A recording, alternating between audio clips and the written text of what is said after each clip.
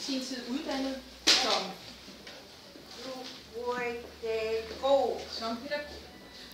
Og du bor her i byen alene, og du har 2 voksne døtre, som hedder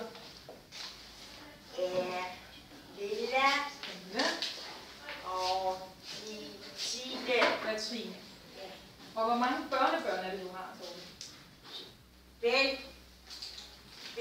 5. Og det der er, som jeg vil prøve at fortælle nu, det er jo, at der sker det i august 2008, at Dorte får en blodprop i hjertet, som sidder i venstre side, og som rammer blandt andet din ord. Hvad bruger du mere, Dorte? Den sorte bog. Man kan komme i Dortes sorte bog. Så er man det, når man er der. Der er navne, der er billeder af nogle bestemte ting, som du kan udpege, hvis der er noget, du vil sige. Og du bruger den flittigt, fordi du er blevet trænet til at gøre det. Så har du en bog mere.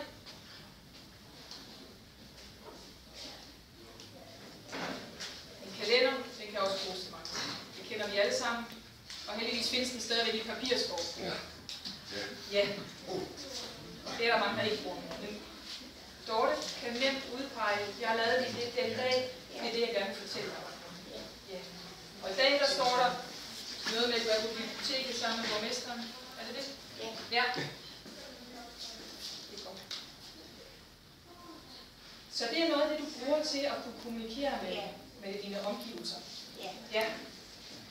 Så ved jeg også, at du nogle gange taler i telefon med din mor med i dag. Ja.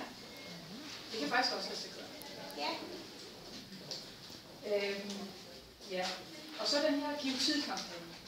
Den klapper vi hænderne over, ikke, Dorte? Fordi det er jo lige præcis det, det kræver. Men du skal have tid til at forstå, og du skal have tid til at udtrykke dig. Jeg kan huske, Dorte, i starten, hvor temperamentet, det kunne godt løbe af med dig. Hvor var vi ikke særlig gode til det altid. Og det har du fået det der styr på. Og vi andre er sikkert også blevet bedre. I hvert fald kan vi måske opleve flere blive bedre med sådan noget kampagne.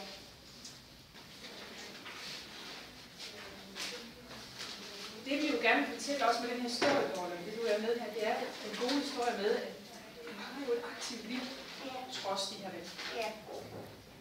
Hvad er det, du blandt andet godt kan lide at lave, når du bliver sammen med din søster?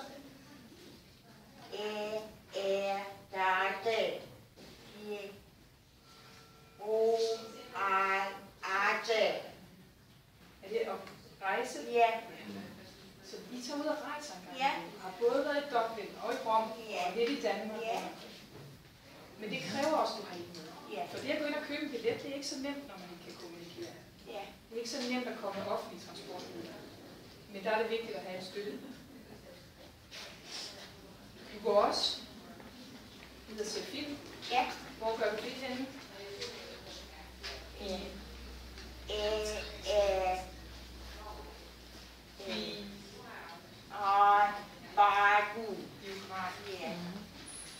Og så passer du dit hjem, laver mad, køber ind. Du kan godt bruge et dankort. En god ting.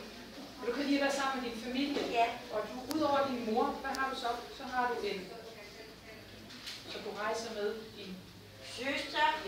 Og du har 2 piger, der er dine børn. Og dine 5 børnebørn. Du vil lige lave de kreative fag, som du blandt andet får lov at lave med lidt støtte over på hovedværket. Pileflager er du i gang med i øjeblikket.